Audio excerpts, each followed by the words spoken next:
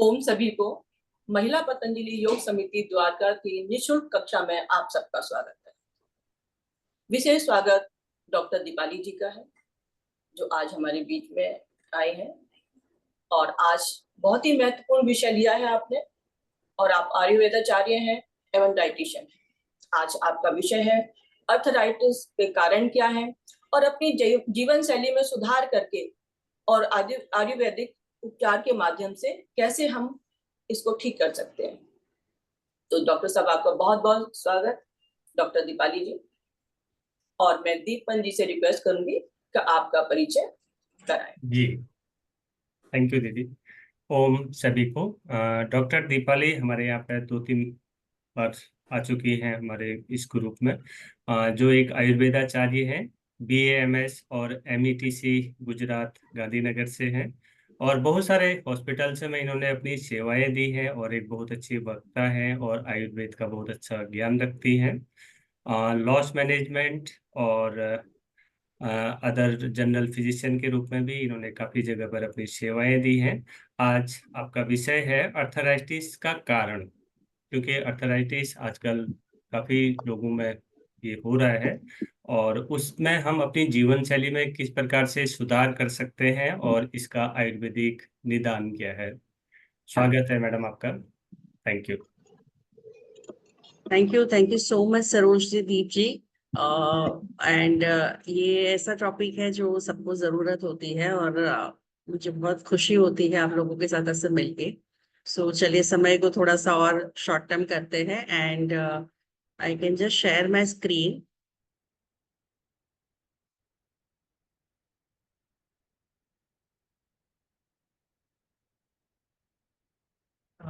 Okay, is it visible?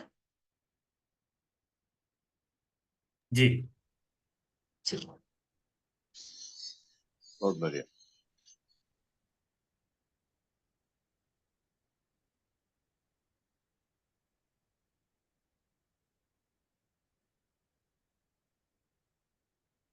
ठीक है। सो आज का जैसे हमारा सब्जेक्ट है आर्थराइटिस, आप सभी जानते हैं। उस पे हम थोड़ा सा करेंगे।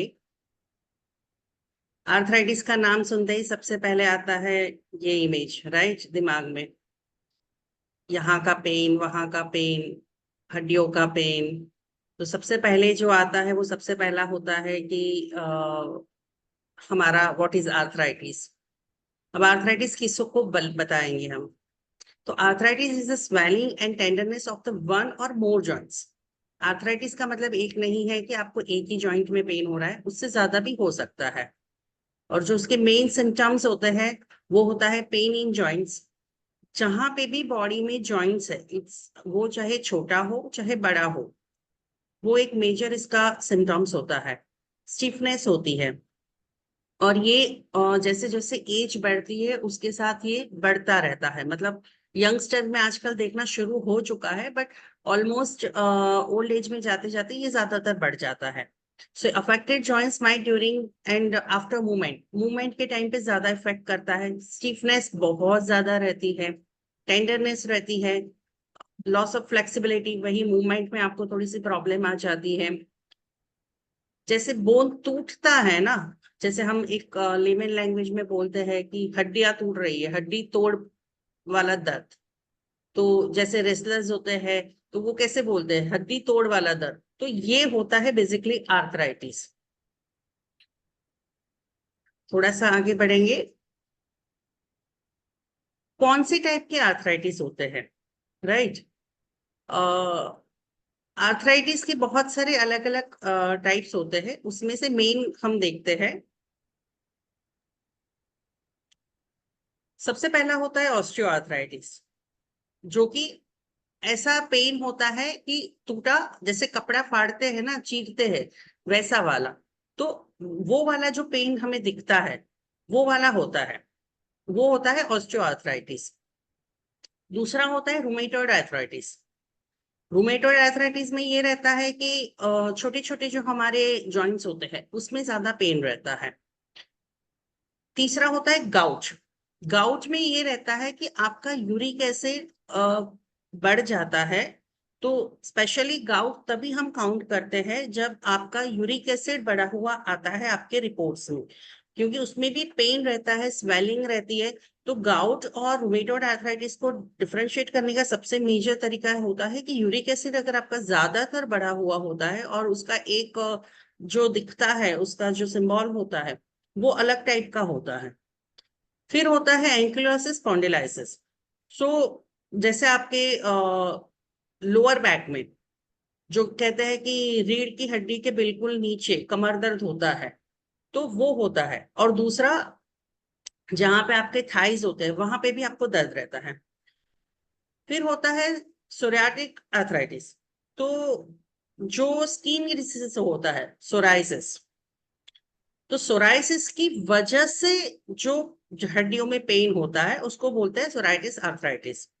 और एक होता है जुवेनाइल आर्थराइटिस, जो बचपन में ही बच्चों को बाय डिफॉर्मेटिव या जेनेटिक प्रॉब्लम्स की वजह से कई बार शुरू हो जाता है। और अब काफी यंगस्टर्स में जो शुरू हो रहा है उसको थोड़ा सा हम कॉम्प्लिकेशन में लेते हैं कि इट्स कॉल्ड जुवेनाइल और it's a normal osteoarthritis, because ये उनकी लाइफस्टाइल हैबिट की वजह से होता है। ज्यादातर कोल्ड ड्रिंक्स और ये जो शुगर इंटेक जो फास्ट फूड होता है उसकी वजह से आजकल जो न्यू टीनेजर्स भी होते हैं उसमें भी ये शुरू हो गया है। तो ये एक कॉमन जो टाइप्स होते हैं ना आर्थराइटिस के, ये मेन देखे जाते हैं और जिससे आप सभी परिचित है। अब इसमें भी कुछ दो और मेजर है जिसको हम बोलते हैं ऑस्टियोआर्थराइटिस एंड रूमेटॉइड आर्थराइटिस।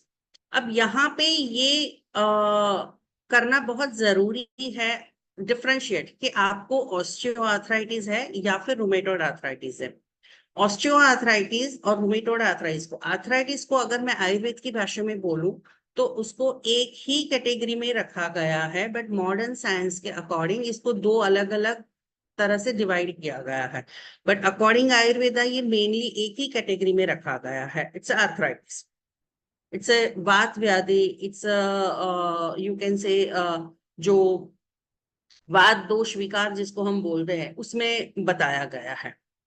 अब हम थोड़ा सा जिस वर्ड से आप परिचित है कि ऑस्टियोआर्थराइटिस, तो उसको अगर मैं आयुर्वेद के साथ कोरिलेट करना चाहूँ तो इट कॉल्ड संधिवा, जिसमें क्या होता है मोस्ट ऑफ आपको जो पेन होता है वो the word is like wear and tear.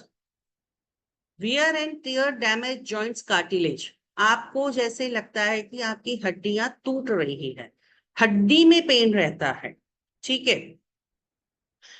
तो इसमें क्या रहता है कि जो आपकी दो हड्डियों के बीच का कार्टिलेज होता है, दो हड्डियों के बीच की जगह होती है, वो कम हो जाती है, जिसको हम गादी बोलते हैं कॉमन भाषा में, कि गादी खिसक गई है या गादी में जगह नहीं बची है।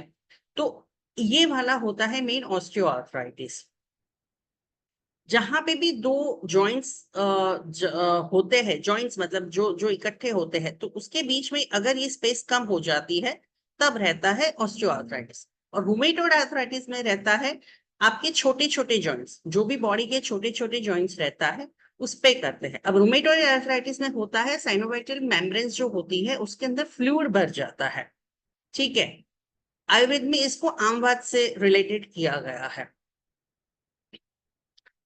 ये देखिए, जैसे ही अभी स्लाइड टूटी ना, बस वैसे ही होता है ये संधिवात, ऑस्टियोआर्थराइटिस, जिसका सबसे मेन, जैसे मैंने अभी आपको बताया ना कि ये जैसे आपकी मेन स्पाइन है, जैसे हमारा बैकएक रहता है, लोअर बैकएक काफी लोगों को रहता है। आपका जो ये हिप वाला पोर्शन है, हिप वाला जॉइंट्स, आपके हैंड में रिस्ट वाला, नीज, मेजर सबसे ज्यादा 90% इश्यू जहां पे आता है सबसे ज्यादा। और फुट में भी यहाँ पे एक्चुअली इमेज में ये दिखाया है, बट एंकल पे ज्यादा रहता है। तो इसमें क्या रहता है, जैसे मैंने अभी समझाया आपको कि ये दो बोन है, ठीक है। ये जैसे है, ये इमेज है आपके नी का। तो नी में क्या रहता है, ये ऊपर वाला जो हमारा बोन होता है और ये नीचे का लोअर बोन है। ये जो बीच का जो आपका पोर्शन दिख रहा है ना, ये कार्टिलेज बोलते हैं, ब्लू कलर वाला। अब इसमें क्या होता है, ये धीरे धीरे उम्र के साथ अगर कैल्शियम की कमी होती है, एक्सरसाइज नहीं होती है, आप मूवमेंट कम करते हो, काफी सारे ऐसे कॉजेस है, उसकी वजह से ये धीरे धीरे ये जगह जो बीच में है ये कम हो जाती है और ऐसे ये बोन ही बोन के साथ टकराना शुरू हो जाता है, तब इसको बोलते हैं हम ऑस्टियोआर्थराइटिस यानी कि संधिवात। इसके सबसे मेन सिम्टम्स, शूल, पेन, मैंने बोला टियर एंड वियर वाला, सिवियर पेन होता है। जब भी मूवमेंट होती है एक अनयूजुअल साउंड आता है, क्रैक क्रैक क्रैक वाला। आप अपने भी अगर दोनों हाथ को ऐसे अपने नीज पे रखोगे और नी की मूवमेंट करो बैठे बैठे, या शोल्डर पे रखो और शोल्डर को ऐसे मूवमेंट करो, तो जहां पे यहाँ पे जो अगर ये ऐसी आवाजें आती है, काफी लोग उंगलियों में ऐसे ऐसे आवाजें करते रहते हैं और कहते हैं अरे हमें अच्छा लगता है, बट वो अच्छी बात नहीं होती है, वो आपका एक वात व्याधि की तरफ आप बढ़ रहे हो। उसके बाद होता है स्वेलिंग, सूजन आ जाना, जो कि बहुत कॉमन है। तो ये सारी जो जो तकलीफ होती है, मतलब हिलने डुलने में तकलीफ होती है, बैठने उठने में तकलीफ होती है, किसी को शोल्डर में जॉइंट होता है तो फ्रोजन शोल्डर हो जाता है, ये इन सभी चीजों को हम ऑस्टियोआर्थराइटिस संधिवात में काउंट करते हैं। जैसे मैंने बताया कि इसके कॉजेस बहुत सारे होते हैं, बट एक्सट्रीम में जो एक्सट्रीम लेवल पे होता है वो consumption of dry and cold food. अगर आप बहुत ही ज्यादा ठंडा खाना खाते हैं, ड्राई खाना खाते हैं, ऑयल नहीं खाते हैं, जैसे आजकल का रिवाज चला है कि कम ऑयल खाओ कम ऑयल खाओ, तो आप ऑयल जो ऑयलिंग करता है बॉडी के अंदर, क्योंकि ये दो पोर्शन जो है आपकी दो हड्डियों के बीच का है। अब नॉर्मल है कि आपके घर में अगर झूला लगा है या दरवाजा है या ताला है, अगर कुछ जाम हो जाता है आप क्या करते हो, ऑयल डालते हो ताकि वो आवाज आना बंद कर दे। पंखे में ऑयलिंग करते हैं, व्हीकल्स में ऑयलिंग करते हैं, वो जब आवाजें करने लगता है, ठीक है, इसका मतलब उसको ऑयलिंग की जरूरत है। सेम हमारे बॉडी में भी वही है, जितने भी जॉइंट्स है वहां पे वो ऑयलिंग की जरूरत होती है। तब जब आप खाने में ड्राई फूड ज्यादा लेते हो, थोड़ा सा घी तेल बहुत ज्यादा कम कर देते हो, तब ये थोड़ी सी प्रॉब्लम होना शुरू हो जाती है। क्लाइमेट की वजह से, एक होता है क्लाइमेट, ठंड में ही रहते हो आप, तो ठंड की वजह से ये थोड़ा सा स्टिफनेस बढ़ जाता है, क्योंकि आपने कपड़े इतने पहने होते हैं, आपने वार्म कपड़े पहने हुए होते हैं, आपका मूवमेंट कम रहता है, डे छोटा होता है, जैसे पहाड़ों में होता है कि आपका डे छोटा रहता है, तो आपका जो जो वर्क वाला होता है एरिया वो थोड़ा कम रहता है। या फिर ज्यादा आप यूटिलाइजेशन करते हो जॉइंट्स का, जैसे कुछ ऑक्यूपेशनल होते हैं, ठीक है, जिसमें आप साइकिलिंग ज्यादा करते हो, तो उनको ये प्रॉब्लम रहती है। जो रिक्शा चलाते हैं, नॉर्मल साइकिल पेडल रिक्शा वाला, वो हो गया, अब उनका काम है साइकिलिंग करना, अब वो एक्सेसिव यूज करते हैं अपने जॉइंट्स का, जो करना चाहिए उससे ज्यादा करते हैं, उस टाइम पे भी आपको ये हो सकता है। Obesity, of course heavy weight होगा, एक्सरसाइज नहीं होगी, प्रेशर आएगा, तो ये बोन अपने आप ही एक दूसरे से टकराना शुरू कर देंगे। कोई जॉइंट इंजरी हुई है आपको, तब जाके भी ये हो सकता है। हेरिडिटरी भी आता है, क्योंकि सेम हेरिडिटरी का एक कॉज वही होता है कि हमारे जीन्स में नहीं होता है। हेरिडिटरी का एक अलग मतलब ये भी होता है कि आपके घर का आपका जो चला आता है ना एक रिचुअल सबके घरों में, कि हम एक्सरसाइज नहीं करते हैं, हम खाने में यही खाते हैं, तो उसकी वजह से भी वो हेरिडिटरी थोड़ा सा रहता है। और old age, due to age आपके बोन्स में कैल्शियम कम होता है, बोन्स घिसते हैं, हड्डियां घिसती है, तो वो डेफिनेटली होता है। तो ये कुछ कॉमन कॉजेज होते हैं ऑस्टियोआर्थराइटिस के। अब इसकी ट्रीटमेंट क्या हो सकती है? इसकी ट्रीटमेंट में सबसे पहले मैंने बोला वैसे ही लाइफस्टाइल मेजरमेंट, आपको सबसे पहले बॉडी वेट कम करना पड़ेगा, हेल्दी डाइट लेना पड़ेगा, एक्सरसाइज रेगुलरली करनी पड़ेगी, क्योंकि ये मेजर देखा गया है कि ज्यादातर वेट जब ओवर वेट होते हैं तो उसकी वजह से आप एक्सरसाइज नहीं करते हो, उसकी वजह से वो फ्लेक्सिबिलिटी चली जाती है, और उसकी वजह से ये जो हड्डियों का पेन है, संधिवात है, ऑस्टियोआर्थराइटिस, वो शुरू होना शुरू हो जाता है। उसके बाद हम क्या करते हैं, अगर ये शुरू हो गया उसके बाद हम क्या करते हैं, तो नॉर्मल एनी पेन किलर आप जा सकते हो, और कोई भी अगर आपके पास इंजेक्शंस है या एंटी इंफ्लामेटरी ड्रग्स होती है, बट दैट कॉल्स NSAID, मतलब non steroid anti inflammatory drug, जो स्टेरॉइड्स के बिना की anti inflammatory drug, anti inflammatory मतलब जो सूजन को कम करती है, या कोई भी पेन किलर आप ले सकते हो। इसमें सबसे ज्यादा डाइट के साथ साथ सबसे ज्यादा आप मेडिकेशन जब पेन होता है तब आप लो, रेगुलर बेसिस पे मत लो। उसके साथ एक होता है सपोर्टिव थेरापीज, ये बहुत ज्यादा हेल्प करती है इसमें। सपोर्टिव थेरापीज में जैसे हॉट वाटर बैग आपने रख लिया, ठीक है, फिर कुछ ऐसे डिवाइसेस अब आते हैं कि जो करंट पास करते हैं, वाइब्रेशन क्रिएट करते हैं, मसाजर आते हैं, तो ये ऐसे डिवाइसेस आप यूज कर सकते हो। Physiotherapy is the best one. Physiotherapy से क्या होता है, फिजियोथेरापी से आपको लगता है कि क्या करते हैं, आके थोड़ा सा एक्सरसाइज हिला डुला के चले जाते हैं, अगर आपने वो किया होता तो आपको ये शुरू हुआ ही नहीं होता। बट अगर ये होता है तो आपको ये शुरू कर देना चाहिए। और फिर जहां पे अगर कुछ केसेस ऐसे हो जाते हैं कि आप पॉसिबल ही नहीं है, बिकॉज वो घिस चुका है, वो हड्डियां मिक्स हो चुकी है, फिर वहां पे ऑप्शन आता है only one and only surgery.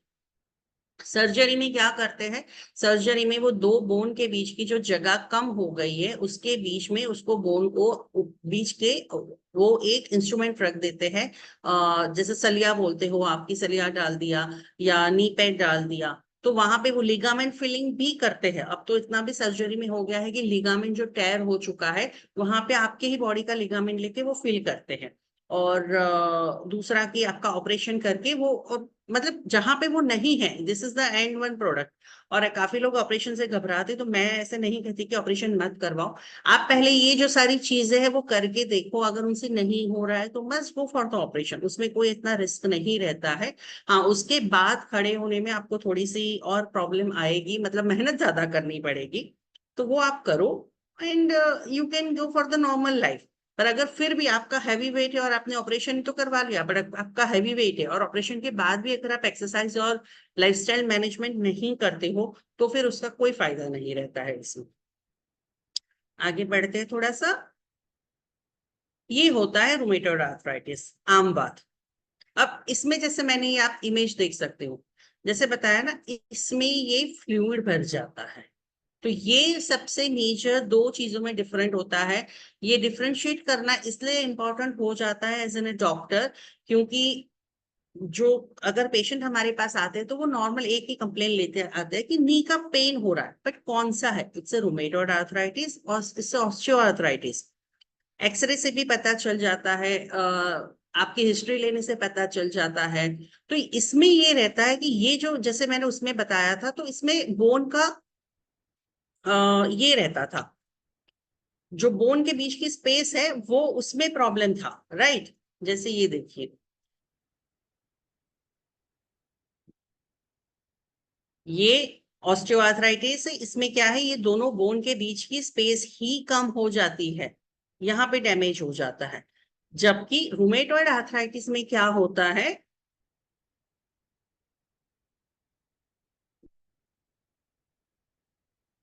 इन दोनों के बीच में, ये दोनों बोन्स के बीच में एक साइनोवाइलर फ्लूइड भर जाता है। अब ये होता क्या है साइनोवाइलर फ्लूइड, ये फ्लूइड आता कहाँ से है, राइट। सडनली तो नहीं आता है, ऐसे कैसे पैदा हो गया, ये हमारा ही किया कराया होता है और किसी का गलत नहीं होता है। आयुर्वेद में इसको आमवात बोलते हैं। आमवात का मतलब होता है वात व्याधि का एग्रेशन होता है। आपका जो डाइजेशन सिस्टम अगर खराब है, इनडाइजेशन रहता है, तब जाके ये आम बनता है और ये पेन शुरू हो जाता है। अब इसके जो सिम्टम्स होते हैं वो क्या होता है, बहुवेदना। बहुवेदना मतलब उसका क्या सिम्टम्स था, शूल, वियर एंड टियर, टूट रहा है, हड्डी टूट रही है, वैसा वाला। इसमें कैसा पेन होता है, पूरा ऑप्शन, ये पूरा दर्द कर रहा है, मुझे सिर्फ यहाँ हड्डी में नहीं दर्द कर रहा है, मुझे ये पूरा दर्द कर रहा है। तो इसका होता है बहुवेदना, सब जगह पे पेन होता है, कभी हाथ में पेन होता है, कभी यहाँ मसल्स पे पेन होता है, कभी लेग में पेन होता है। तो ये होता है एक आम बात का एक मेजर लक्षण, सिम्टम्स। दूसरा, डायरिया और एक्सेसिव अनफॉर्म फूड। इसका रीजन मैंने वैसे ही बताया, आम अतिसार मतलब अगर डाइजेशन आपका क्लियर नहीं है, अच्छा नहीं है, या तो एक्सेसिव होगा या तो कम होगा, या तो कॉन्स्टिपेशन ज्यादा रहता होगा, या दोनों में से एक चीज हो सकती है। Swelling in joints, redness colour की स्वेलिंग, रेड कलर की स्वेलिंग दिखती है। ऑस्टियोआर्थराइटिस में वो स्वेलिंग कम दिखती है, आवाजें ज्यादा आती है, इसमें स्वेलिंग ज्यादा दिखती है। बॉडी में वीकनेस लगती है, पूरे बॉडी में दर्द रहता है, नॉर्मल कॉमन कंप्लेंट, पूरे बॉडी में दर्द रहता है। मुंह से सलाइवा ज्यादा निकलता है, अब आप सोचोगे कि कहाँ हड्डियों के पेन की बात कर रहे हो, आप कहाँ रात को मुंह के सलाइवा की बात कर रहे हो। मुंह का सलाइवा क्यों निकलता है? आपका फूड डाइजेस्ट नहीं हुआ है। फूड डाइजेस्ट नहीं होने से क्या होता है, वो आपका फर्स्ट इंडिकेशन है कि आपका फूड डाइजेस्ट नहीं हो रहा है। आपको यहाँ पे ही जागने की जरूरत होती है। अगर आपका रात को सोने के टाइम पे सलाइवा ज्यादा एक्सट्रीम होता है, बोलते हुए, कई लोगों का बोलते हुए से थूक बाहर निकलता है, तो इन सारी बातों का होता है एक मेन रीजन कि आपका जो डाइजेस्टिव सिस्टम है वो उस पे आपको फोकस करने की जरूरत है। अगर खाना अच्छे से डाइजेस्ट नहीं होगा तो आम बनेगा, आम बनेगा तो आगे चल के ये आम वात वाले लक्षण भी धीरे धीरे दिखना शुरू हो जाएंगे। सेम जो छोटे जॉइंट्स है हमारे, पेन हो गया, बैक में हो गया, नेक में हो गया, ये छोटी हड्डियों में हो गया, ये वाला, ये सारा हमें इसमें पेन करता है। और दूसरा होता है फिजिकल डिफॉर्मिटी। मतलब कई लोगों की तो फिंगर ही आप देखो ऐसे मुड़ गई होती है, हाथों की, पैरों की, बिकॉज ऑफ दिस रीजन। ये एक्सट्रीम लेवल पे होता है। जब एक कहते हैं ना क्योर वाला सिस्टम, दवाई वाला सिस्टम से बाहर निकल जाता है, तो फिर वो धीरे धीरे ऐसे ही मुड़ा हुआ दिखना शुरू हो जाता है। तो ये होता है एक्सेसिव लेवल पे। अब जैसे मैंने बताया, आम बनता क्यों है? सिर्फ खाने का होता नहीं है। सबसे पहला क्या लिखा है? Negative feelings. आप सबने नोटिस किया होगा, इतना अभी मतलब इतने आप सीनियर्स हो यहाँ पे, आप सबने नोटिस किया होगा जिस दिन भी आप स्ट्रेस में रहते हो, ठीक है, थोड़ा सा टेंशन रहता है, बैकएक शुरू हो जाता है, पेन बढ़ जाता है, गुस्सा ज्यादा आता है तब बॉडी पेन ज्यादा बढ़ जाता है। ये आप सबका एक्सपीरियंस डेफिनेटली अभी तक कभी ना कभी सबने एक या दो बार, अगर आप नोटिस करते हो तो ये डेफिनेटली आपने फील किया होगा। Second, eating foods.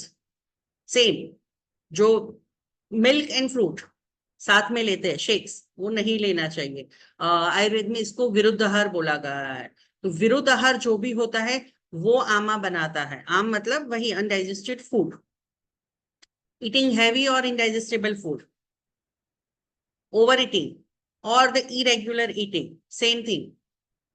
खाने के टाइम पे आप कुछ ज्यादा ही खाना खा लेते हो, आपको कंट्रोल नहीं रहता है, आपको पता ही नहीं चलता है। एंड टाइमिंग, खाने का टाइमिंग ही नहीं होता है। कभी 2 बजे खाया, लंच खाया, कभी 12 बजे लंच खाया, कभी शाम को 4 बजे लंच खाया। ये सबसे ज्यादा होता है क्योंकि बॉडी का खुद का एक बॉडी क्लॉक रहता है, उसको भी टाइम से खाना, बैठना, उठना, सोना सब पता होता है। जब वो मांगता है तब आप नहीं देते, जब नहीं मांगता है तब दे देते हो। तो सेम थिंग, इसीलिए इन दोनों को साथ में लिखा है कि ओवर ईटिंग या फिर इरेग्युलर ईटिंग हैबिट्स। कुछ अनप्लेजेंट जो सप्लीमेंट्स होते हैं, जैसे फूड खाने में डाइजेस्टिव मतलब इफेक्ट करते हैं, वो आप रहते हो ज्यादातर रॉ या कोल्ड या अनकुक्ड फूड लेते हैं, जो आज के सिनेरियो में बहुत ज्यादा देखा गया है। मतलब even ladies and girls are also taking कि नहीं, सिर्फ हम ऑयल खाते हैं, ये खाते हैं, घी खाते हैं तो कोलेस्ट्रॉल बढ़ जाता है, हम तो बिना ऑयल का लेंगे। आपको एक अच्छी क्वालिटी का एक मात्रा में आपको कंटिन्यूस में लेना है। आपको मतलब आप फेस पे अप्लाई करने के लिए सब कुछ रेडी हो, पर लेने के लिए रेडी नहीं होती हो। ब्लोटिंग, जब वाटर रिटेंशन हो जाता है, जिस खाने से ब्लोटिंग रहता है, कुछ कुछ खाने से ब्लोटिंग हो जाता है, तो उसकी वजह से भी ये आम फॉर्म हो जाता है। स्टमक और इंटेस्टाइन में इरिटेशन रहना, ये एक होता है क्योंकि वही सेम आपका खाना पचेगा नहीं, तो आपको जैसे पेट में गुड़गुड़ होना, पेट में दर्द रहता है, छोटा मोटा ऐसे रहता है, तो वो वाला रहता है। Same, dry fried dehydrated foods, पानी कम पीते हो आप सबसे पहले। खाना हजम होने के लिए, उसको पचन होने के लिए जितने जूसेस हमारा बॉडी बना रहा है, तो ऑफ कोर्स जैसे अगर आपने कोई ड्राई चीज अगर आप जैसे मिक्सी में पीस रहे हो तो वो ड्राई पाउडर बनेगा ना, राइट। अगर उसमें पानी डालोगे तब वो मिक्स होके स्टूल का फॉर्म बनेगा। तो पानी इसलिए यहाँ पे इंपॉर्टेंट हो जाता है। काफी लोग कई बहुत कम पानी पीते हैं तो वो फूड डाइजेस्ट ही नहीं होता है, वो ड्राई पाउडर बन जाता है। ड्राई पाउडर क्या होगा, बॉडी में स्टोर होगा, वो निकलेगा नहीं स्टूल के थ्रू।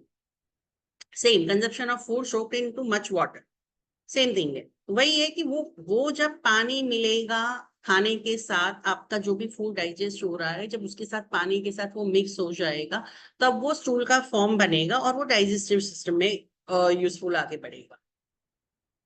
इसकी ट्रीटमेंट क्या है? अब आम बात में मेन अगर मैं देखना चाहूँ ना, तो सबसे पहला इसमें पंचकर्म की तरफ बहुत ज्यादा जाता है। पंचकर्म से सबसे जल्दी आसानी से क्योर होने का चांसेस रहता है।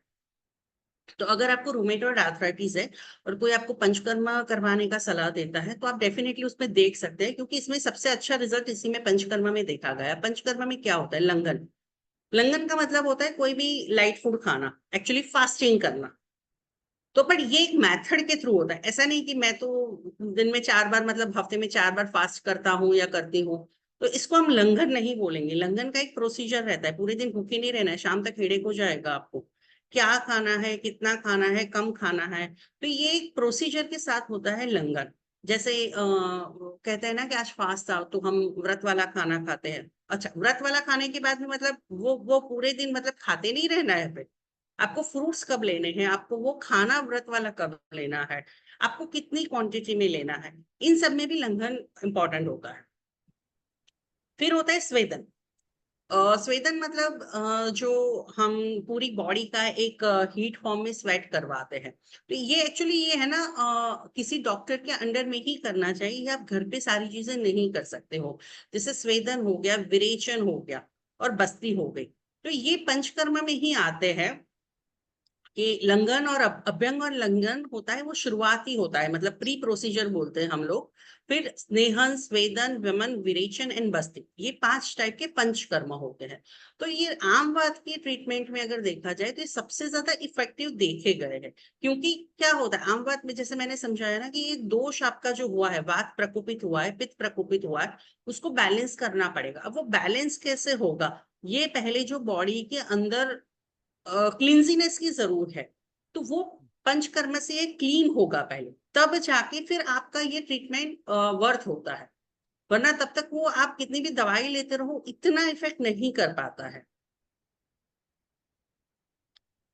थोड़ा सा आते हैं फूड के ऊपर। जैसे मैंने काफी टाइम बोला कि फूड ये मत करो, वो मत करो, अब अच्छा कौन सा है फूड? ये आप दोनों आर्थराइटिस में ले सकते हो, चाहे वो संधिवात हो, चाहे वो रूमेटॉइड आर्थराइटिस हो। ठीक है, तो इसमें आता है हमारे सबसे पहले flax, castor oil, walnuts, foods protein with omega 3, जैसे एग्स हो गए जिसमें ओमेगा 3 ज्यादा होता है, some kind of fish supplement और द फिश ऑयल, जैसे कई लोग लगाते भी हैं, कई लोग इनटेक में कैप्सूल्स के फॉर्म में लेते भी हैं। ये कुछ है सब्जियां हमारी, broccoli, brussels sprouts, cauliflower, cabbage, which contain sulforaphane. अब आप मुझे कोई बता सकता है ये सारी वेजिटेबल्स का कलर कौन सा है? आप याद रखना, मैं अभी पूछूंगी आपको क्वेश्चंस में। ये सारी सब्जियों के कलर है ग्रीन, राइट? उसके बाद फ्रूट्स है, cherries, strawberries, red raspberries, watermelon, again avocado green, grapes green. So basically कौन से कलर है? Red and green. उसके बाद आता है स्टार्ची फ्रूट्स, जिसमें potatoes, whole wheat grain bread, pasta, rice, whole wheat वाले पास्ता। ऐसा नहीं है कि जंक फूड मना कर रहे हैं, आप उसका जो बेस है वो बदल दीजिए।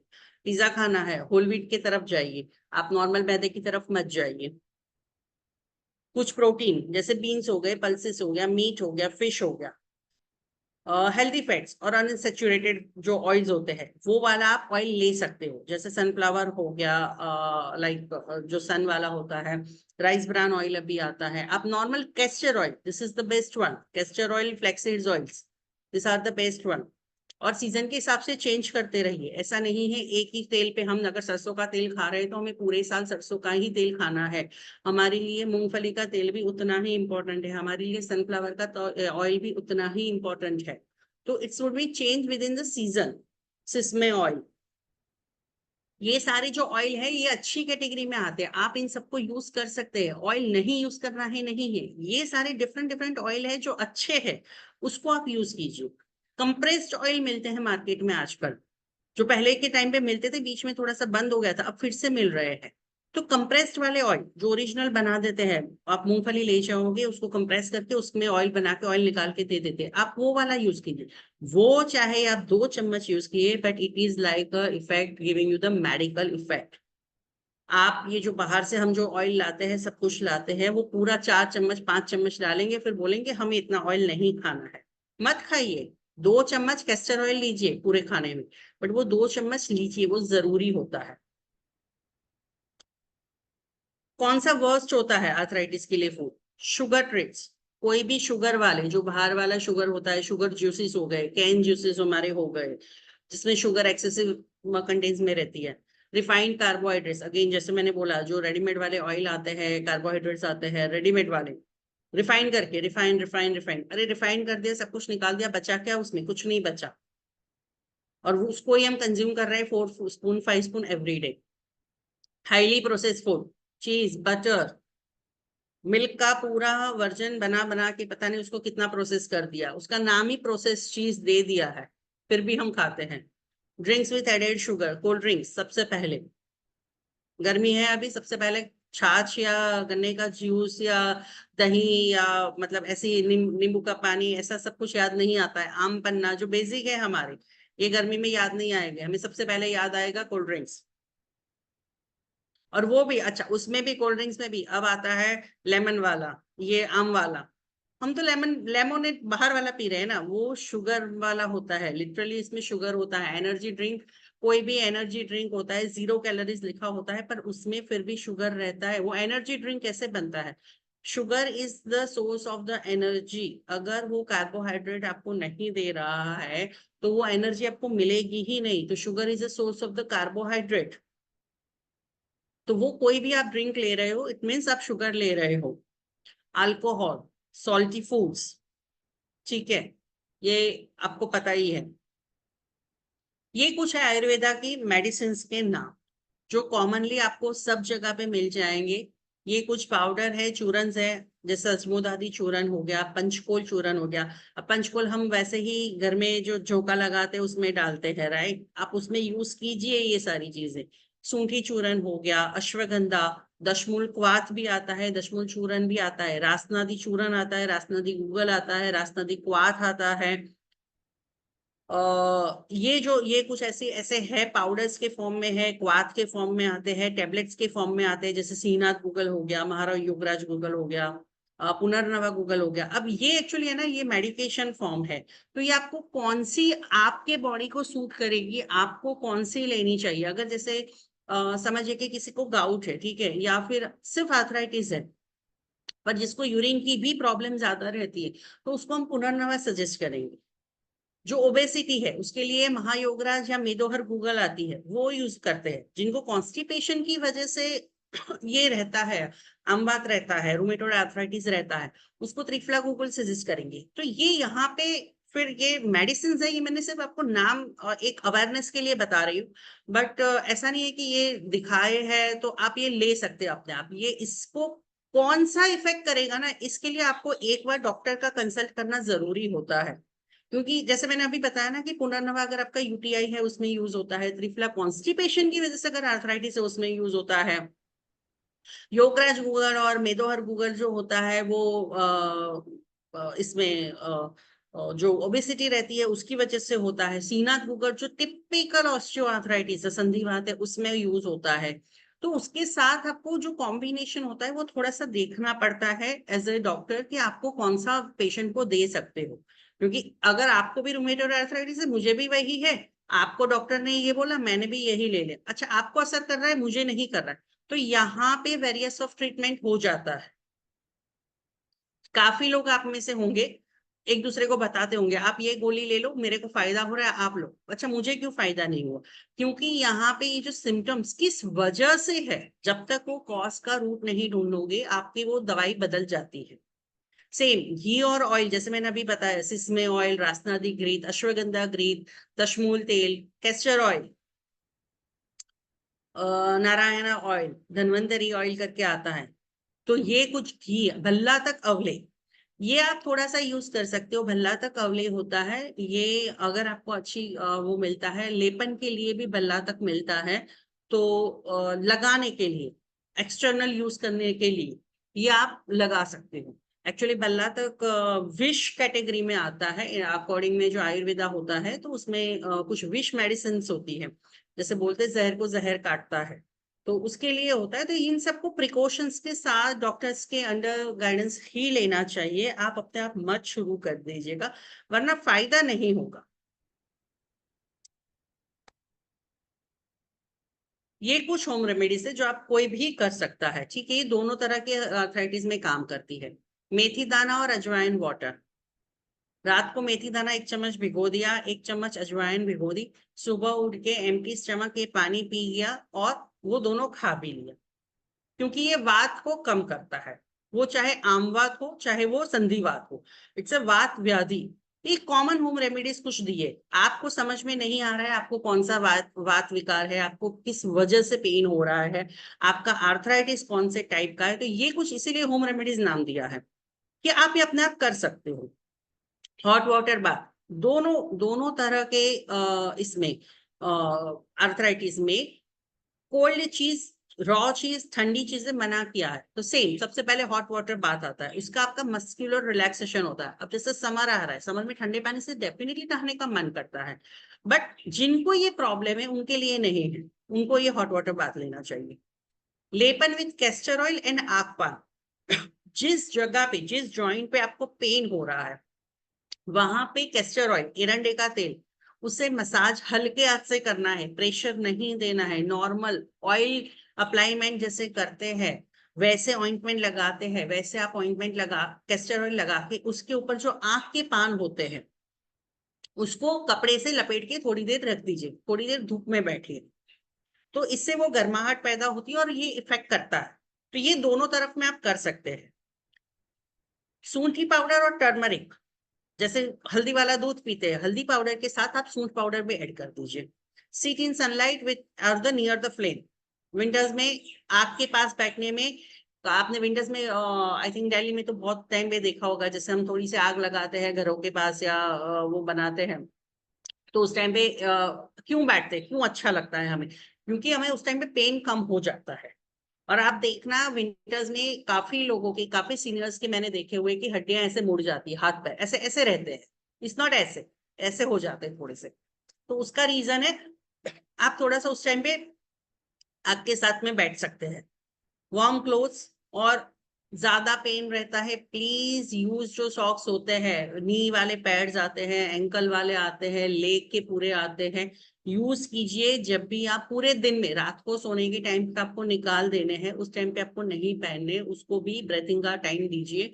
पर जब आप एवरीडे नहा धो के तैयार होते हो, वर्किंग पोजीशन में हो, मंदिर जा रहे हो, काम पे जा रहे हो, ऑफिस जा रहे हो, दिन में 3 से 4 घंटे जब आप कुछ कर रहे हैं, ऐसा नहीं कि मैं बैठ रही हूँ, नॉर्मली लेडीज का सबसे ज्यादा होता है, सुबह सुबह टाइम नहीं है तो सुबह सुबह जब किचन का काम किया हमने नहीं पहना है, जब हम आराम से दोपहर में सो जाएंगे तब पहन के सो जाएंगे। ये गलत है, उल्टा करना है आपको। सुबह काम के टाइम पे ही ये शॉर्ट्स पहनने हैं, दोपहर में नहीं पहनने। जब आप रिलैक्स कर रहे हो तो उसको भी, जॉइंट्स को भी रिलैक्स होने को दो। जब आप काम करते हो, जब आप एक्शन में होते हो, जब आपकी फ्लेक्सिबिलिटी ज्यादा होती है, तब आपको ये सपोर्ट की जरूरत है, ठीक है।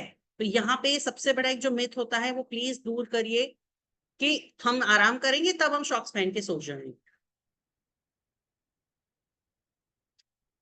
अब हम आते हैं आपके क्वेश्चन पर। आप प्लीज पूछ सकते हैं जो भी क्वेश्चन है आपके, क्योंकि आई थिंक हमारा टाइम वैसे भी आपका ओवर टाइम हो गया है। जी, थैंक यू, बहुत बहुत धन्यवाद आपका। क्वेश्चन आंसर के लिए यदि हैंड रेज करें आप लोग तो सीरियल वाइज अच्छा रहेगा। बहुत सारे लोगों के क्वेश्चन होंगे। कर्नल सर ने हैंड रेज किया है, कर्नल सर। जी, डॉक्टर साहब वेरी वेल कवर्ड। ये तो आपको जब भी आती हैं इतना नॉलेज लोड कर देती हैं कि इंडाइजेशन ऐसे ही हो जाता है। Anyway, we coming back to this arthritis की बात कर रहे थे डॉक्टर साहब। जहां तक मेरा मानना है ज्यादातर चीजें जो है कॉन्स्टिपेशन से शुरू होती है, पेट से ही शुरू होती हैं, और ये सब बीमारियां चाहे कुछ भी कहें, वो मेरा मानना है। मैं कितना गलत हूँ ये मुझे नहीं मालूम। लेकिन 2 चीजों का यूज जो कॉन्स्टिपेशन में करते हैं, one is the castor oil, second one is guy का घी। नाउ कुछ लोग, सेकंड क्या बताया? गाय का घी, गाय का घी, हाँ जी। ओके। नाउ कुछ लोग सजेस्ट करते हैं कि अगर शाम को कैस्टर ऑयल 1 चम्मच ऐसे ही पी लिया जाए या गाय का घी 1 चम्मच खा लिया जाए तो आपका कॉन्स्टिपेशन जो है कंट्रोल हो जाता है, आपका मोशन ठीक रहता है। I don't know how far it's correct. तो एक नहीं, तो कर सकते ये हैं। है मेरा क्वेश्चन, क्लैरिफिकेशन उसके ऊपर। नहीं, कर दूसरा सकते हैं, आप डेफिनेटली कर सकते हैं सर। जी आप पक्के से कर सकते हैं। 1 स्पून कैस्टर ऑयल दिन में कोई भी ले सकता है। गाय का घी 1 चम्मच ले सकते हैं। मैंने वही बताया ना, आप ऑयल जो यूज करते हैं, ठीक है, आप ये अच्छा वाला ऑयल यूज करिए, आप सिसमे ऑयल यूज करिए, आप कैस्टर ऑयल यूज करिए, आप गाय का घी यूज कीजिए। आप मूंगफली का तेल भी खाते हैं तो आप वो खाइए, आप सरसों का तेल भी खाइए, बट वो अच्छा वाला, रिफाइंड वाला नहीं। और उसकी क्वांटिटी कम कर दीजिए, बिकॉज वो कॉस्टली भी होता है। नहीं, मेरे कहने का मतलब था कि शाम को अगर हम 1 चम्मच कोई भी वन ऑफ दीज ऑयल्स, जो भी आप बोलते हैं, कोकोनट भी हो सकता है, जो भी है, अगर उसको हम ऐसे ही पी लें और उसके ऊपर पानी पीना है तो पी लें, नहीं तो in any case it will go to the system और ये मदद करता है। I hope I am correct on this. नहीं, मदद करता है, पर आपको जरूरत है तो लीजिए ना। जी जी, आपको, बिल्कुल बिल्कुल बिल्कुल, हाँ हाँ हाँ, अगर हाँ। आपको कॉन्स्टिपेशन नहीं रहता है और अगर आपने 2-3 दिन कैस्टर ऑयल लिया तो फिर वो लूज मोशन में कन्वर्ट हो जाएगा। I totally agree. अगर सेकंड आपका क्वेश्चन डाइजेस्टिव मेरा था, सिस्टम है तो ले सकते हैं। डॉक्टर साहब कि आजकल पेन मैनेजमेंट में काफी लोग, जैसे घुटने के पेन मैनेजमेंट में, तो वो कुछ या तो कुछ इंजेक्ट कर देते हैं, may be whatever it is, या नहीं तो कुछ लिक्विड निकाल देते हैं। इन दोनों हम्म में क्या है, कैसे है, और हाउ इज इट गुड और वही बैड? मैंने बताया ना, जैसे संधिवात में बताया है, सर्जरी कंपलसरी होती है तो लिगामेंट इम्प्लीमेंटेशन होता है, ठीक है। और आम बात होता है, फ्लूइड, साइनोवाइटल फ्लूइड जो भर जाता है उसको निकाल देते हैं। ओके, सो तो दैट्स ओके। वही वही है, वो डॉक्टर डिसाइड करता है कि आपको है कौन सा। ये सारे जो है वो ब्लड टेस्ट, एक्सरेज, आपके जो साइन सिम्टम्स बताए, इन सारी बातों से पता चल जाता है। बट ट्रीटमेंट क्या देना है, आज मैं नॉर्मली आपको हमेशा ट्रीटमेंट बता देती हूँ। आज मैंने हमेशा यही फोर्स किया है कि आप डॉक्टर से एक बार कंसल्ट करने के बाद कीजिए ट्रीटमेंट, क्योंकि इसमें ये डायग्नोज करना सबसे पहला वो मोर इम्पोर्टेंट हो जाता है। क्योंकि अगर सही डायग्नोज हुआ है तब जाके वो सही ट्रीटमेंट हो पाए। So you recommend for this? हाँ। Thank you very much doctor, thank you very much. Thank you sir. Thank you doctor Deepali, thank you colonel sir. मैं सभी से रिक्वेस्ट करना चाहूंगी कि अपने वीडियो ऑन करें प्लीज। ओनली 6 to 8 पर्सन के वीडियो ऑन है, अच्छा नहीं लग रहा है। जो कर सकते हैं वो वीडियो जरूर ऑन करें। नेक्स्ट क्वेश्चन कोई लेना चाहते हैं? तब तक जी रेखा, रेखा जी, तब रेखा तक जी आप तब तक हाँ तब हाँ तक मैं एक हाँ क्वेश्चन, डॉक्टर, चलो इसको कोई पूछ रहे, कोई पूछ रहे। नहीं नहीं मैम, आप पूछ लें। हाँ अच्छा, डॉक्टर आपने विद चार्ट इतना अच्छी तरह एक्सप्लेन किया है कि डाउट तो कुछ नहीं है, लेक्चर्स बहुत अच्छा हो गया है। मगर मेरा थैंक अपना यू। डाउट है।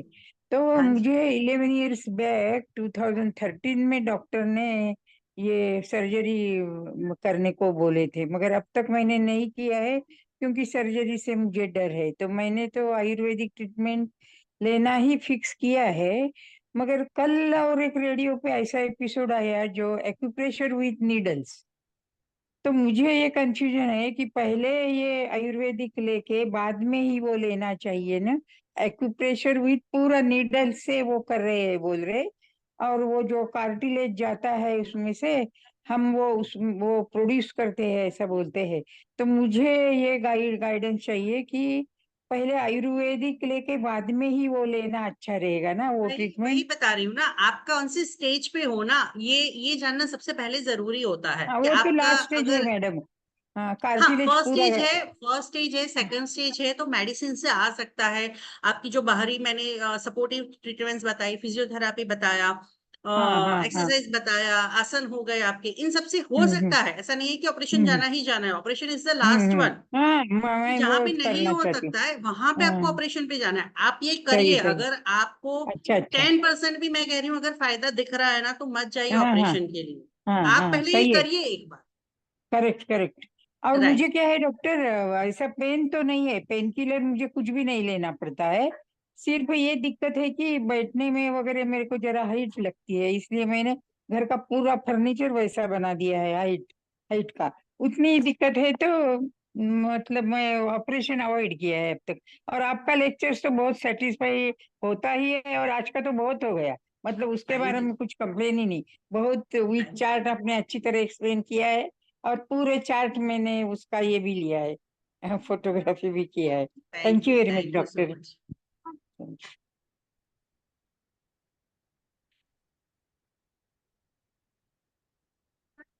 मैडम एक चीज और, जब तक कुछ लोग क्वेश्चन करें, जैसे हाथों में झंझनाहट हो रही हो, या हाथों में सुबह सुबह के टाइम पर जलन हो, या अंगुली के जॉइंट्स में कभी कभी हल्का सा अकड़न या दर्द हो, क्या ये भी अर्थराइटिस की ही निशानी है? और दूसरा क्वेश्चन अ, साथ में ये भी है कि जो कह रहे हैं कि जैसे रात को सोते वक्त 1 चम्मच घी यदि पी लिया जाए, तो क्या वो खाना खाने के तुरंत बाद हो, या कोई टाइम उसका होना चाहिए, या हर दिन होना चाहिए, या कभी कभी होना चाहिए? पहला क्वेश्चन जो आपने झंझनाहट का पूछा है, हाथ पैर में सूजन हो जाना, खालीपन आ जाना, ये सिर्फ आर्थराइटिस नहीं होता है। इसमें बहुत सारे और भी नर्वस सिस्टम अगर आपका इम्प्लीमेंट हो रहा है, तो वहां पे भी ये आपको सिम्टम्स दिखता है कि अगर नर्व नर्व डिसीज अगर कोई होता है आपको, या नर्वस सिस्टम से रिलेटेड रहता है, वहां पे भी ये सिम्टम्स देखने को मिलता है। बट नर्व सिस्टम का ये होना मेनली ये होता है कि जब आपकी नर्व्स दबती है। अब वो नर्व्स दबती कहाँ है? दो हड्डियों के बीच में ही दबती है। तो ये एक शुरुआती दौर माना जा सकता है, बट इसको सिर्फ ये एक चीज से आपको आर्थराइटिस होगा आगे चल के, ये आप नहीं बोल सकते। क्योंकि अगर आपका हीमोग्लोबिन कम होता है ना, फिर भी जो एंड पार्ट्स होते हैं बॉडी के, ये सारे जो एंड पार्ट हमारे होते हैं, पैरों की उंगलियां, हाथों की उंगलियां, वहां पे वो होना हो जाता है। आप एक ही सिचुएशन में बैठे रहते हो, आप मूवमेंट नहीं करते हो, तो भी हो जाता है। अब एक सिचुएशन में बैठने से क्या होता है कि वो ब्लड सर्कुलेशन उस टाइम पे रुक जाता है। अब आपकी लाइफस्टाइल ही वैसी, आप बैठे रहते हो, आप हिलते डुलते नहीं हो, आप ऑफिस में बैठे हो, कंप्यूटर पे बैठे हो, कंटिन्यूस ऐसे करके बैठे हो, ठीक है, ऐसे करके बैठो, हाथ पीछे स्ट्रेच करो, ऐसे ऊपर नीचे करो। आप ऑफिस में बैठे हो, आप नहीं मूवमेंट कर सकते, पर ये सब कुछ तो आप कर ही सकते हो। आप कंटिन्यूस फिंगर ऐसे ऐसे कंप्यूटर्स पे चला रहे हो, फिर बोलोगे हाथों में ऐसा ऐसा होता था। कुछ मत करो, ऐसे ही आपका जो घर्षण वाला क्रिया है वो बीच बीच में किया करो। ब्लड सर्कुलेशन होना इज मोर इम्पोर्टेंट। तो उसकी वजह से हो सकता है। तो एक सिम्टम्स पे सिर्फ होगा आगे चल के आर्थराइटिस, ऐसा नहीं होता है, इसके बहुत से कारण है। और जो दूसरा क्वेश्चन आपने बोला है घी वाला, तो ये कभी भी, जैसे पांडे जी ने भी बोला कि रात को पियो, रात को मैं कभी सजेस्ट नहीं करूंगी। मैं कहूंगी आप एम्प्टी स्टमक लो, अगर आपको सिर्फ घी या तेल लेना है ऐसे। क्योंकि वो एम्प्टी स्टमक क्या करेगा, आपकी बॉडी को स्नेहन, जैसे मैंने बताया ना कि लंघन और स्नेहन स्वेदन, ये प्री प्रोसीजर होता है। तो जब आपका पेट खाली है, जब आपकी नलियां, जो आर्टरीज वेन्स है, सब कुछ खाली है, अपना प्रोसेस काम डाउन मोशन में चला रहे हैं वो लोग, तब आपको ये लेना चाहिए। वो ज्यादा इफेक्टिव रहता है। रात को खाने के बाद आपने 3 चम्मच घी लिया, तो वो तो प्रेशर डालेगा खाना डाइजेस्ट करने के लिए, तो वो बहुत ही गलत है, वहां पे मत करिए ऐसा। उसकी जगह पे 2 ग्लास पानी पीजिए, ताकि वो खाना डाइजेस्ट हो जाए। हम घी भी इसीलिए, जो भी आपको सजेस्ट करता है ना कि रात को खाने के बाद ले लो या सोने से पहले ले लो, उसका रीजन वही है, आपका खाने में ड्राइनेस ज्यादा है। जितना खाना ड्राई होगा, वो बने मोशन बनेगा ही नहीं, वो जो गठबंधन होना चाहिए वो बंद ही नहीं होगा। तो उसके लिए घी डालोगे, जैसे आटे में डालते हो ना, मोइन डालते हो आप, कैसा हो जाता है, सेम थिंग इसके लिए होता है। बट अगर आपको मेडिकल ट्रीटमेंट की तरफ लेना है, तो आपको ये अर्ली मॉर्निंग एम्प्टी स्टमक लेना चाहिए। Thank you. नेक्स्ट क्वेश्चन किसी का? मेरा क्वेश्चन था ये। नमस्ते शर्मा जी। मेरा एक प्रश्न ये था कि आपने शाम को जैसे अपन दूध लेते हैं सोते समय, तो दूध लेते में उसमें यदि घी डाल के अपन 1 चम्मच ले, तो शाम को, तो अब आपने अभी हाल ही थोड़ी देर पहले कहा कि अब सोते समय मत लो, अब इसकी जगह अपन सुबह ले आए तो डेली लेते रहे। अब इसमें एज बंधन तो नहीं है, जैसे 60 साल के बाद या 70 साल के बाद कि नहीं, लेना ऐसा कुछ चाहिए नहीं। या नहीं लेना चाहिए, नहीं, ये तो ये नहीं है। आप पे आपके कॉन्स्टिट्यूशन पे डिपेंड करता है। आपको तेल लेना है, घी लेना है। जैसे वात प्रकृति है उसको तेल ज्यादा इफेक्ट करता है, कफ प्रकृति है उसको घी ज्यादा सूट करता है, पित्त प्रकृति है उसको घी ज्यादा सूट करता है। तो ये एक चीज पे नहीं होता है कि वो तिल का तेल रह रहा है, ये सिसमे का, ये सरसों का तेल रह रहा है, ये गाय का घी ले रहा है, उसमें भी वेरियस हो जाता है कि आपको आपकी बॉडी के लिए कौन सा अच्छा है। और अगर कॉमन में बताऊं ना, अगर एक होम रेमेडीज और बताऊं ना, आप कैस्टर ऑयल या तो फिर गाय का घी, जो भी आपके पास अवेलेबल है ना, आपकी जो नेवल होती है ना, रात को अगर आप वो करने वाला है ना, रात को वहां पे लगा के सो जाइए। अच्छा, लीजिए मत, बॉडी के अंदर लीजिए मत, वहां पे 3-4 ड्रॉप्स नेवल के ऊपर डाल के लेके सो जाइए, वो ज्यादा हेल्पफुल रहेगा। चाहे आपको कोई प्रॉब्लम हो चाहे ना हो, वो सबको करना चाहिए। जी। इसको आयुर्वेद में नाभि पूरण बोलते हैं। नाभि पे लगाना है। हाँ, वो कॉमन में आता है, वो कर सकते हैं आप। डेली। हाँ, डेली डेली, और किसी भी एज में, बच्चों को भी कर सकते हैं, बड़ों को भी कर सकते हैं, कोई भी एज में। ठीक है, धन्यवाद। ये डॉक्टर सबसे साहब, अच्छा क्या ये फायदा देता है, जॉइंट्स के कॉन्स्टिपेशन में लिए करता मदद है, करता है? स्किन के लिए फायदा देता है, डाइजेस्टिव सिस्टम के लिए फायदा देता है, सबके लिए फायदा करता है।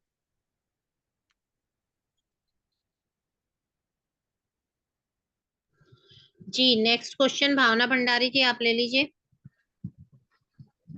Ma'am thank you Jyoti ma'am. Ma'am मेरा ये क्वेश्चन है, मेरे जो है एक हफ्ते से मेरे बाएं हाथ के जो रिस्ट के पास जो हड्डी है और जो इसकी जो अनामिका फिंगर है, इसके जो ये हड्डी ज्वाइन कर रही है इसको, इसमें पेन हो रहा है एक हफ्ते से। तो ये जो है बहुत वैसे सीवियर नहीं है, बहुत थोड़ा थोड़ा है, बट जैसे बाएं हाथ से मैं कोई चीज उठाती हूँ तो मुझे यहाँ पे बहुत फील होता है। अभी मतलब एक हफ्ते से हुआ है। मुझे कोई आपको चोट कुछ लग गया था क्या? एक आध हफ्ते पहले कुछ गिरे थे या कुछ लग गया था या टकरा गए थे, ऐसा कुछ हुआ था क्या? नहीं मैम, ऐसा मुझे जहाँ तक याद है मेरे मतलब ऐसा कुछ भी नहीं हुआ है। तो ये सडनली तो शुरू ये हुआ है मतलब या क्या धीरे धीरे? ये सडनली शुरू हुआ है या धीरे धीरे बढ़ रहा है? मैम, ये मुझे जस्ट अभी एक हफ्ते से ही फील हो रहा है इसमें। ये बहुत ज्यादा नहीं है, लेकिन मुझे जैसे कोई चीज उठाती हूँ ना तो उसमें मुझे ज्यादा लगता है, सिर्फ यहीं पे मैं खिंचाव होता है वही इसी वही पॉइंट कह- पे। वही पूछ वही समझने की कोशिश कर रही हूँ। सिर्फ एक हफ्ते से हो रहा है तो धीरे धीरे एक हफ्ते में शुरू होके बढ़ रहा है, या फिर एक हफ्ते से सेम सिचुएशन में ही हुआ है? हाँ नहीं मैम, ये सेम सिचुएशन में ही है, अभी बड़ा नहीं है, बट कोई चीज उठाती हूँ तो मुझे लगता है कि हाँ जैसे ज्यादा हो रहा है ये। नहीं, ये कुछ खींच गया होगा आपका, इसको हम रोमेटॉइड आर्थराइटिस नहीं बोलेंगे। ये एक हफ्ते में ऐसा सडनली नहीं होता है, ये कुछ लग गया होगा या प्रेशर आ गया होगा, तो उसकी वजह से हुआ होगा। आप है ना, जो नॉर्मल स्माइली वाला बॉल होता है ना, बच्चों वाला स्माइली वाला, जैसे मैं आपका कुछ क्लास 10 सीवी देख रही हूँ, स्माइली वाले बॉल से ऐसे ऐसे एक्सरसाइज कीजिए। कोई भी सॉफ्ट बॉल, सॉफ्ट या स्पंज, कुछ नहीं है, बर्तन मांजिए। थैंक यू मैम, बर्तन थैंक यू में सो मच। ये प्रोसीजर होगा ना, ठीक है, ये हाँ, एक्सरसाइज हो जाएगी। तो जो थैंक स्पंज होता है ना, सॉरी आपको थोड़ा काम पे लगा दिया, बट एक्सरसाइज के साथ काम हो जाएगा दो वाली। ठीक है और ma'am, pain thank killer, you thank कोई भी पेन किलर आप, पैरासीटामोल है, वो 2 दिन सुबह शाम ले लीजिए, वो ठीक हो जाएगा। ये इतना रूमेटॉइड आर्थराइटिस की तरफ नहीं है, टेंशन मत लीजिए। हाँ नहीं मतलब इतना पेन नहीं है, मतलब कि मैं पेन किलर लूं, बस मेरा ये क्वेश्चन था कि कहीं ये शुरुआत तो नहीं है, सिम्टम तो नहीं है इस तरह से। नहीं नहीं, ऐसा नहीं होता, एक दिन में एक हफ्ते में इतना नहीं होता है, वो उसका अलग सिम्टम्स ही निकल के आता है। Okay, thank you ma'am, thank you so much. या नेक्स्ट क्वेश्चन पुष्पा यादव जी आप ले लीजिए। पुष्पा यादव जी। नमस्कार। नमस्कार डॉक्टर शर्मा, नमस्ते। बहुत अच्छी जानकारी दी आपने। अच्छा, मैं आपके बारे में पूछना चाहती कि आपने घी बताया, तो बीपी वाला तो घी नहीं पी सकते? क्या? जो तेल और घी पी सकते हैं, जिसको हाँ, बीपी हाई है वो तो घी या तेल नहीं पी सकते? नहीं, उनको नहीं पीना चाहिए।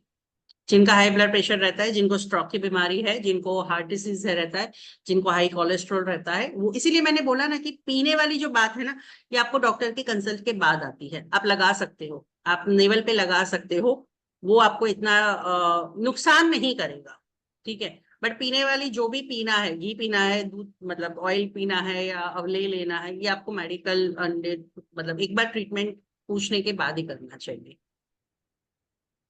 एक डॉक्टर मेरे ना घुटने में, लेफ्ट घुटने में कट कट की आवाज आती है। वो बहुत पहले से, शायद जब से मेरे को याददाश्त है, बचपन से, मतलब शुरू से ही जब मोड़ते हो ना घुटने को तब कट की आवाज आती है कभी कभी। तो ये कुछ वो तो नहीं होगा, या अगर ये ठीक है? बचपन से है तो ये अभी तक तो वो फिजिकल डिफॉर्मिटी में काउंट हो गया होगा। अगर आपको अगर बचपन से ऐसी आवाज आती है, काफी बच्चों में बचपन से ही होता है ना, मैं वही कह रही हूँ ना कि हमें मजा जी। आता है वो आवाजें करना, अच्छा लगता है बचपन में, बट हाँ वो अच्छी हाँ। बात नहीं होती। तो अभी तक तो अगर आपकी एज जिस हिसाब से मैं देख रही हूँ, तो उस हिसाब से अभी तक तो वो उस सेट में सेट हो गया होगा। तो अभी वो कोई मतलब नहीं बनता। हाँ, अभी उस चीज पे कोई आपको ज्यादा हाँ तो काम मतलब करने का मतलब नहीं है। कोई घबराने की तो बात नहीं है, मतलब किसी घुटने में अर्थराइटिस कुछ दर्द हो गया अब ये मतलब तो वो नहीं? सेट हो गया है, आप उसको नहीं छेड़ सकते। आप सिंपल सी बात है, अगर आप उसको छेड़ने के वो और टूटेगा ही। बोन है आपका, जैसे जैसे एज बढ़ता है कैल्शियम डाउन होता है, बोन ब्रेकेबल हो जाते हैं। और अगर बचपन से हो रहा है तो फिर डेफिनेटली अब तक तो वो सेट हो गया होगा वो क्रैक के साथ। जी, शुरू से ही है मेरे, मतलब घुटने को ऐसे हाँ, तो मोड़ते फिर ना गोड्डे अभी को तो अभी मेरे कट उसका की आवाज कुछ आती है। अभी उसका कुछ नहीं कर सकते आप। ज्यादा से ज्यादा अगर वो पेन करता है तो आप वहां पे कोई भी नहीं, एक पेन नहीं करता। हाँ, तो फिर ठीक है, छोड़ दीजिए उसको। मैंने सोचा आज पूछ लूं, कई बार मन में हो लिया लेकिन कभी पूछा नहीं, तो मैंने सोचा आज इसको भी नहीं तसल्ली नहीं, कर ही अच्छी लेती हूँ। बात है। इसमें क्या है, देखो मैं वही कह रही हूँ ना, जिसकी जरूरत है इलाज की उसके करो ना। अब जब बचपन से हो रहा है, अभी तक हो रहा है, वो सेट हो गया है, उसको क्यों छेड़ने जाना है। जी, थैंक यू वेरी मच। दृष्टि कुछ पूछना चाहते जय श्री राम मैम। जय श्री नमस्ते कृष्णा। जी। मैम क्या है कि मेरा 2-3 किलो वजन बहुत ज्यादा आजकल बढ़ने लग गया है। थोड़ा थोड़ा नजदीक आके बोलिए ना, आपकी आवाज नहीं आ रही। हैं। मैम मेरा वजन बहुत बढ़ रहा है, मतलब मैं काम भी बहुत, ऐसा नहीं कि करती नहीं हूँ, काम भी पूरा होता है, लेकिन और खाने में भी बहुत कंट्रोल रहता है। ये भी नहीं कि बाहर के फास्ट फूड खाती हूँ, फिर भी पता नहीं क्यों ये गले गले के नीचे तब मोटा मोटा पना सा लगता है। ये तो थायराइड जैसा ऐसा होता है, लटकने लग गया है आजकल। थोड़ा हाथ वाथ की थायराइड भी टेस्ट बात। करवा लीजिए, एक बार थायराइड टेस्ट करवा लीजिए। थायराइड है क्या? नहीं मैडम, ऐसा कुछ भी नहीं है, बस ऐसे टेस्ट बीच में भी टेस्ट करवाया है दवाइयां लेती। थायराइड का? कान का ऑपरेशन करवाया था उस टाइम की बात कान है। का नहीं, थायराइड, थायराइड का टेस्ट, ब्लड टेस्ट नहीं नहीं, ऐसा कुछ भी एक नहीं बार है। करवा लीजिए पहले। हाइपोथायराइड होगा अच्छा। आपको। अगर वैसा सडनली हो रहा है, एक बार वो ब्लड टेस्ट करवा लीजिए। या फिर मतलब वेट बढ़ रहा है तो उसके लिए फिर आप मुझे कंसल्ट कर लीजिए, क्योंकि इसमें बहुत रीजंस होते हैं। ऐसे ऐसे जनरल क्वेरीज में नहीं बोल सकते कि ये इसकी वजह से हो सकता है वेट गेन। एक बार ये अच्छा टेस्ट करवा लीजिए। हाइपोथायराइड अगर होगा तो थायराइड की वजह से वेट सडनली बढ़ जाता है। अच्छा, सडनली बढ़ता है। हम्म। ठीक है, थैंक यू। इसके मेरा एक इसके प्रश्न साथ ये था, इसके साथ नियमित ब्लड योगाभ्यास भी करना चाहिए ना।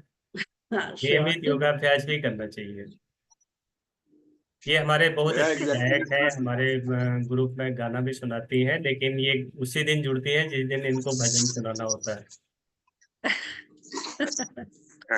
ऐसा कुछ भी नहीं है सर जी, ऐसा कुछ भी नहीं है। अभी होता है किसी का, मेरा एग्जैक्टली प्रश्न था, एक तो प्रश्न मेरा किसी का ये था कि मेरे जो है ना राल ज्यादा बनती है। राल जो आपने कहा ना, तो मेरे बचपन से ही बनती है। और रात में जब मैं सोता हूँ तो मेरा 2-3 दिन बाद मेरे को तकिए गिलाफ बदलना ही पड़ता है। ये हाँ, तो मान के चलो मैंने आप। बोला ना, डाइजेस्टिव सिस्टम सही कीजिए।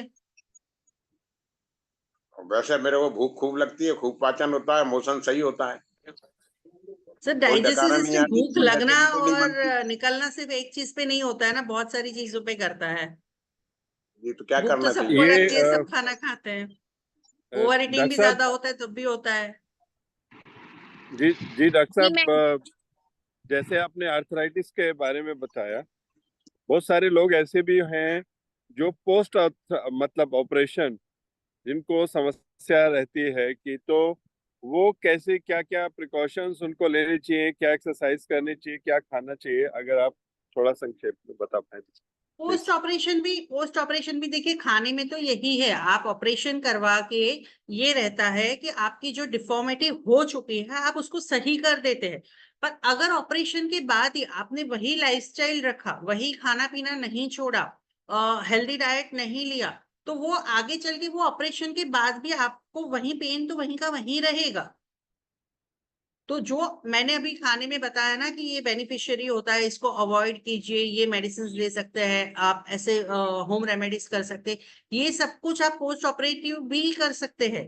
ऑपरेशन इज लाइक कि आपका जो हो चुका है, जो पोर्शन मतलब खराब हो चुका है उसको हमने रिपेयर कर दिया। अब व्हीकल खराब हो गया है, व्हीकल को हमने रिपेयर करवाया, बट ऐसा तो नहीं कि उसके बाद उसमें फ्यूल नहीं डालते हैं, उसकी सर्विसिंग के लिए व्हीकल नहीं जाता है, सब कुछ जाता है। उसमें हम ऑयल चेंज करते हैं हर 3 मंथ्स के बाद।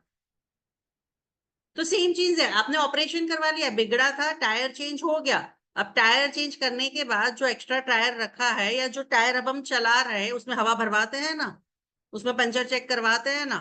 सेम ये जॉइंट्स क्या है हमारे, जो भी हमारी मशीनरी होती है, शरीर की मशीनरी है सारी। आप कोई अगर कोई किसी जगह पे इंडस्ट्री में काम कर रहे हो, मशीनरीज में जैसे सिंपल आप घर के दरवाजे ले लो, पंखे ले लो, छोटा मोटा इलेक्ट्रॉनिक्स घर का सामान ले लो, आप क्या करते हो, रिपेयर करवाते हो, वायर खराब हो जाता है, प्लग खराब हो जाता है, रिपेयर करवाते हो, फिर से चलाते हो, फिर से खराब तो होगा ही वो, ऐसा नहीं है कि नहीं होगा, आपको उसको मेंटेन करना पड़ेगा। कैसे? अच्छा, ऐसे ही इसको वॉश करके रखना है। इलेक्ट्रिक का जब यूज करते हैं, वो मशीन का यूज करते हैं, तो हमें एक तमीज स्पून के हिसाब से उसको यूज करना है, तो वो चीज नहीं बिगड़ती है। शरीर हमारा वैसा ही है, अगर आपने ऑपरेशन करवा लिया और उसके बाद फिर भी आपने डाइट्स का ध्यान नहीं रखा, एक्सरसाइज का, लाइफस्टाइल में चेंजेस नहीं किया, वो फायदा नहीं करेगा आपको।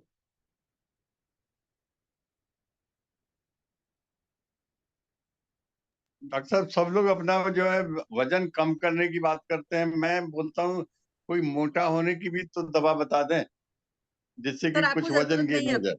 सर आप अभी इस उम्र में बढ़ाने की जरूरत नहीं है, आप अच्छे दिखते हो। अच्छा, चलिए, सर थैंक यू वेरी आप मच। मेरा वजन ले लीजिए। नेहा जी का कोई क्वेश्चन है? नेहा जी। नेहा जी और सीमा अधिकारी जी। जी नमस्ते। मेरा ना कुछ टाइम से जैसे बैक पेन बहुत ज्यादा हो रहा है। अगर मैं जैसे योगा या आसन वगैरह भी करती हूँ तो लोअर बैक में बहुत ज्यादा होता है, और खासतौर पे सुबह के वक्त उठते हुए धीरे धीरे ना बॉडी भी मतलब मूव नहीं कर पाती, ऐसा लगता है नहीं हाथ पैर हिल है।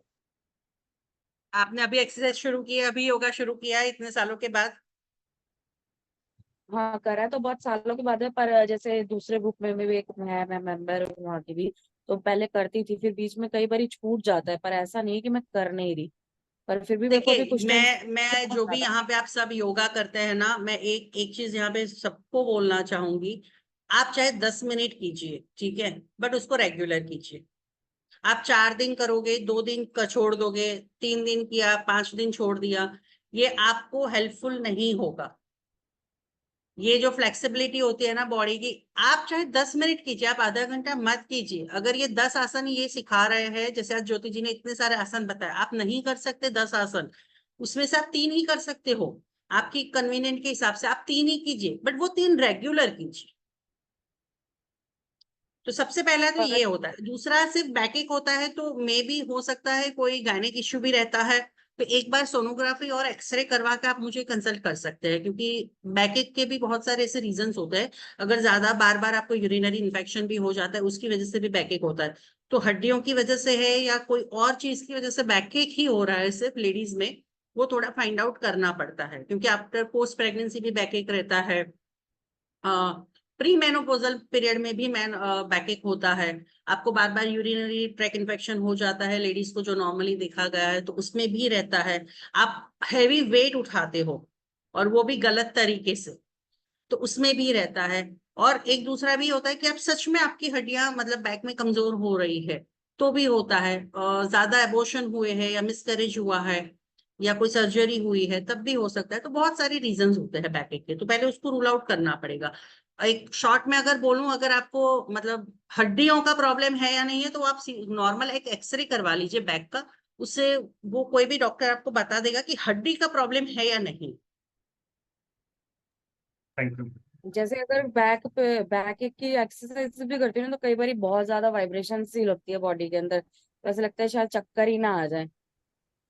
हाँ, तो मे भी हो सकता है कि कोई नस दब रही होगी, तो अब वही मैं कह रही हूँ ना, उसका रीजन ढूंढना पड़ेगा कि ओवरवेट की वजह से हो रहा है या आप गलत तरीके से एक्सरसाइज कर रहे हो। क्योंकि देखो, योगा आप ऑनलाइन सिखाते हो, ठीक है, ये करते हैं, सब करते हैं, बट बॉडी का मूवमेंट, अगर जैसे मैंने ऐसे हाथ के, अब जैसे ये दीप जी हमारे ऐसे कर रहे हैं अभी शोल्डर का, ठीक है, कोई ऐसे ऐसे ऐसे ऐसे शुरू हो जाता है, विच इज नॉट राइट। इसका एक प्रोसीजर होता है, इसको आगे टच करके फिर ऐसे करके पीछे करना होता है। और एक जैसे बताते हो ना आप लोग योगा में कि शांति से धीरे से करो, आपको 10 बार काउंट करना है तो आप 1 2 3 4 ये मैंने कर लिया, क्या आपने क्या बोला, मैंने तो इसकी एक्सरसाइज कर ली, ऐसा नहीं होता। आप चाहे वो 10 बार कर रहे हैं, नो प्रॉब्लम, आपका बॉडी अगर कह रहा है ऐसे 10 एक बार करो सर, ये एक बार, नो प्रॉब्लम फॉर दैट। तो ऐसे करके आप कोशिश करके देखिए, और ज्यादा से ज्यादा एक्सरे एक बार करवा लीजिए, इससे ज्यादा फिर उसका कारण रूल आउट करना पड़ेगा। एक्चुअली ऑनलाइन करते हुए तो मुझे कभी भी नहीं हुआ। नियर बाय एक बारी मैं पार्क में गई थी तो वहां पे वहां पे किया था ये चीज, मुझे सबसे ज्यादा तब से हुई। और उसके बाद से ना मतलब बेड रिडन टाइप ही हो गई, मतलब उठा ही नहीं जाता, मॉर्निंग में तो बहुत ज्यादा सिवियर पेन हो जाता है। तो वही मतलब मैं ये कह एक रही हूँ ना, हफ्ता पहले की तो ज्यादा वो बात कुछ है। गलत गलत तरीके से आसन करने से या कुछ गलत तरीके से करने की वजह से ही हुआ होगा, तो इसको रूल आउट करना पड़ेगा। आप एक्सरे करवा के ये चेक करवा सकते हैं कि आपकी हड्डियों में सच में प्रॉब्लम हो रही है या टेम्पररी कुछ ऐसा हुआ है उसकी वजह से खींच गया है ये नस। ठीक है, जब तक दर्द है तब थैंक तक आप आगे झुकने वाले मत करिए।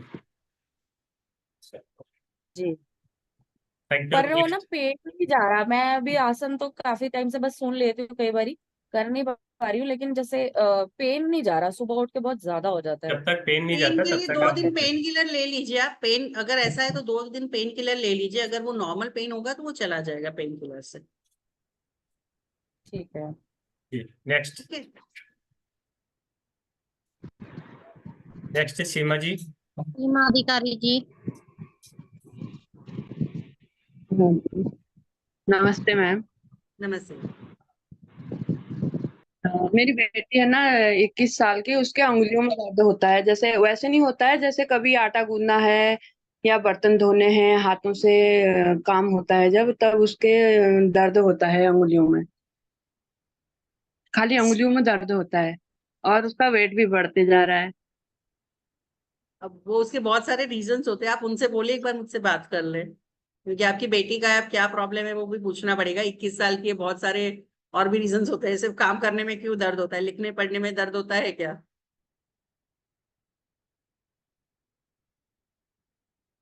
तो तो आप डॉक्टर एक बार मैडम। मेरी बात करवाना उनसे।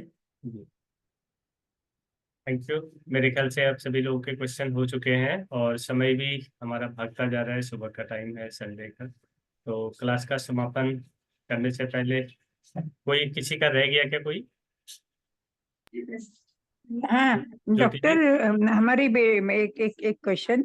हमारी बेटी की खांसी है, वो बहुत दिनों से जा नहीं रही, एलोपैथिक तो सिरप हो गए हैं पूरे, तो आप ये कुछ arthritis के आयुर्वेदिक लिए रेखा दवा जी, ये बताइए। आर्थराइटिस के लिए बताया गया है अभी। अगर आपका उससे रिलेटेड कोई क्वेश्चन है तो प्लीज आप उस क्वेश्चन को पूछे। खांसी के लिए मैम आपको क्या बताएंगे, बताइए। आपको तो उसको कंसल्ट करना पड़ेगा डॉक्टर से। नहीं, अलग आप से अगर करना है आप तो सभी अलग को से बता नहीं, करेंगे। देती हूँ, मेरा ऑनलाइन आयुर्वेदिक ट्रीटमेंट कंसल्टेशन कुछ है, है तो। मेरा ऑनलाइन हाँ, कंसल्टेशन है, आप अभी आप ऑनलाइन जैसे मीटिंग कर रहे कंसल्टेशन हैं, कर आप मुझे लीजिए। फोन करके कंसल्टेशन ले सकते हैं। दीप जी, एक बार डॉक्टर दीपाली जी के लिए हम लोग धन्यवाद के लिए मैं चाहूंगा कि आप अनम्यूट करके एक बार ताली बजाकर हम डॉक्टर साहब को धन्यवाद दे दें।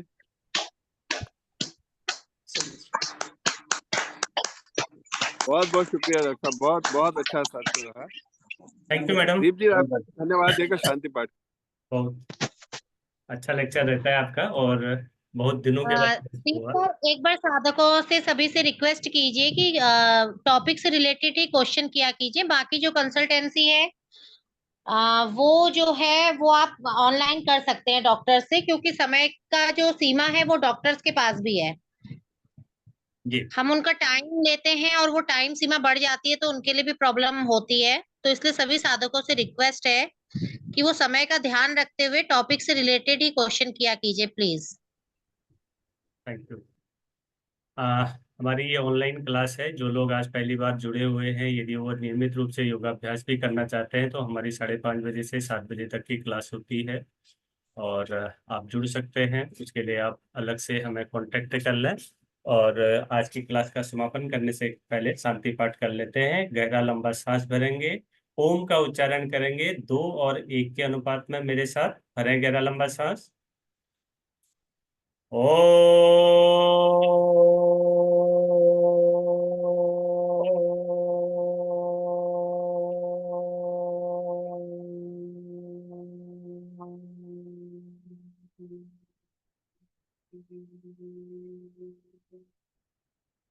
ओम द्यौ शांति अंतरिक्षे गम शांति पृथ्वी शांतिरापः शांतिरौषधयः